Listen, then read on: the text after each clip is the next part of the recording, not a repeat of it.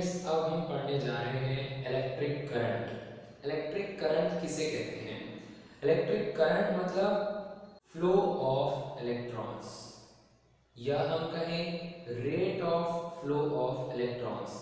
जब भी कभी हम बात करते हैं रेट की, कोई भी चीज का रेट मीन्स हमें याद रखना है divide by time, per unit time.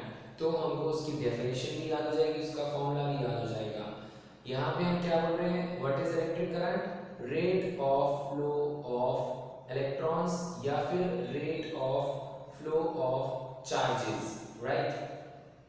Rate के लिए मैंने क्या कहा? डिवाइड बाय टाइम हो सकता है। That means I is equals to Q upon T. I is the current, Q is the charge divided by time T. हमको इसका फॉर्मूला भी याद हो जाता है, that I is equals to Q by T. Definition हम अगर current की फिर देखें, flow of electrons in a conductor due to potential difference. दो पॉइंट्स के बीच में पोटेंशियल डिफरेंस होगा तभी चार्जेस का फ्लो होगा, तभी इलेक्ट्रॉन्स का फ्लो होगा। So flow of electrons in a conductor due to potential difference between the ends of the wire, that is the current. Current is what? Rate of flow of electrons या फिर rate of flow of charges. तो I is equals to Q upon T. SI unit of current is ampere, symbolized by A, capital A. 1 ampere is equals to 1 coulomb upon 1 second, that is 1 coulomb per second. दूसरी unit है milli ampere. Milli ampere के लिए 1000 से divide करते हैं, that means 10 की power -3। Micro ampere की use होती है। माइक्रो एम्पियर के लिए हम 1 मिलियन से डिवाइड करते हैं, दैट इज 10 की पावर 6 से। So 1 micro ampere is equals to 10 to the power -6 ampere. फिर हम बात करते हैं कि कौन सी ऐसी डिवाइस है जिससे हम इलेक्ट्रिक करंट को भी मेजर कर सकते हैं एक इलेक्ट्रिक सर्किट में। So that device is ammeter. Ammeter वो डिवाइस है जिससे हम कितना करंट फ्लो करके जा रहा है एक इलेक्ट्रिक सर्किट में एक कंडक्टिंग वायर के थ्रू, उसको मेजर करने के लिए हम एमीमीटर का यूज करते हैं।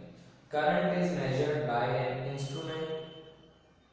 Instrument called ammeter. Okay, ammeter कुछ इस तरीके से दिखता है, एक उसमें प्लस पॉइंट एक माइनस पॉइंट होता है। इसको हम इलेक्ट्रिक सर्किट में जब ज्वाइन करते हैं तो सीरीज में ज्वाइन करते हैं, क्योंकि जितने इलेक्ट्रॉन्स टोटली फ्लो करके जा रहे हैं हमें वही मेजर करना है कि कितना करंट फ्लो करके जा रहा है, तो हम उसको सीरीज में ज्वाइन कर देते हैं कि ये कंडक्टर में कितने इलेक्ट्रॉन्स फ्लो करके जा रहे हैं। उसके लिए हम एमीमीटर का यूज करते हैं। Plus point minus point series connection में हम एमीमीटर को लगाते हैं। क्लियर? नेक्स्ट हम बात करते हैं how electric current flows in a conductor या how electric current flows in a circuit. बहुत सिंपल, हम ये हमारे डेली लाइफ में यूज करते ही हैं। फॉर एग्जांपल हमने एक बैटरी ली है, एक पेंसिल सेल लिया है जिसका पोटेंशियल डिफरेंस हम देखते हैं पेंसिल सेल पे वोल्ट लिखा रहता है कि हमको अगर बैटरी खरीदनी है तो कितने वोल्ट की बैटरी है, उस पे वो लिखा रहता है। उसको हम कहते हैं potential difference between its terminals. तो यहाँ पे 1.5 वोल्ट का पोटेंशियल डिफरेंस है। इसको जब हमने एक सर्किट में कनेक्ट किया एक बल्ब के थ्रू, एक पॉजिटिव और एक नेगेटिव टर्मिनल्स हमने बल्ब के इस बैटरी से हमने कनेक्ट कर दिए हैं इस बल्ब के टर्मिनल्स। तो हम देख रहे हैं कि जो करंट का फ्लो है वो प्लस से जा रहा है और माइनस से एंटर कर रहा है। मतलब आउटर सर्किट में the electric current flows from plus charge to plus terminal to minus terminal, right. So वो क्यों फ्लो करता है, उसका बेस क्या है?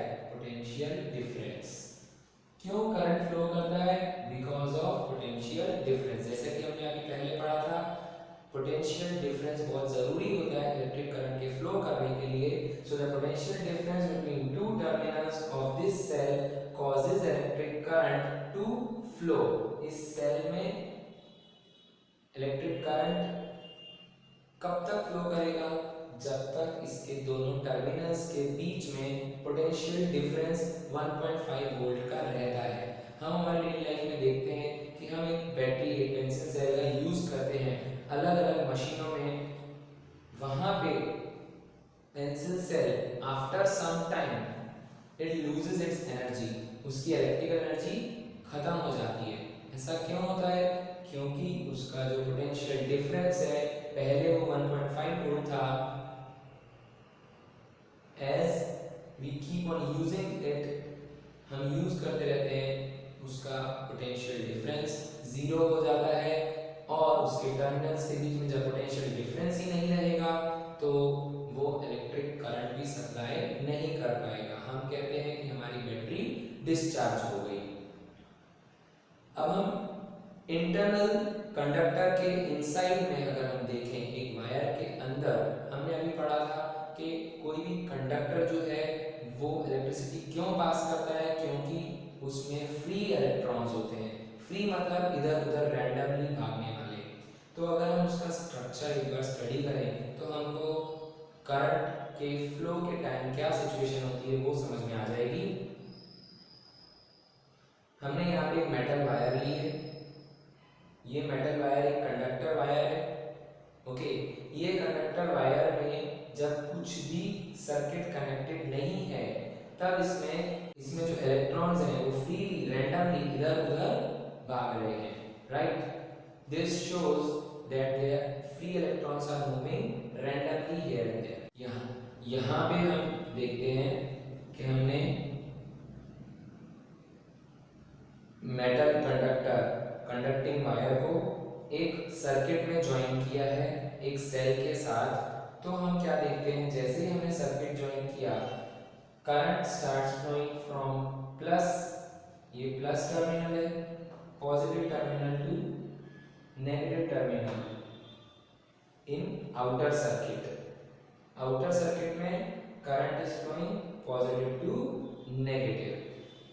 हम कंडक्टर के अंदर की बात करें तो कंडक्टर के अंदर क्या हो रहा है, जो इलेक्ट्रॉन्स थे जो रैंडमली इधर उधर फ्लो कर रहे थे, जैसे ही हमने उसके दोनों पॉइंट्स पे टर्मिनल्स को कनेक्ट किया पॉजिटिव और नेगेटिव, सारे इलेक्ट्रॉन्स जो इधर उधर भटक रहे थे उनको एक डायरेक्शन मिल गया और वो सब के सब प्लस की तरफ अट्रैक्ट हो गए. क्योंकि इलेक्ट्रॉन्स नेगेटिव होते हैं वो सब के सब पॉजिटिव टर्मिनल की तरफ अट्रैक्ट हो जाते हैं और उन सब का flow of direction of flow positive terminal की तरफ होता है. तो direction of flow of electrons इधर होता है but direction of flow of current opposite होता है. Right, so flow of current from positive terminal to negative terminal in outer circuit. Outer circuit में positive terminal to negative terminal. Electrons का flow is towards positive terminal in the wire. Wire के अंदर electrons का flow किधर है? Towards positive terminal.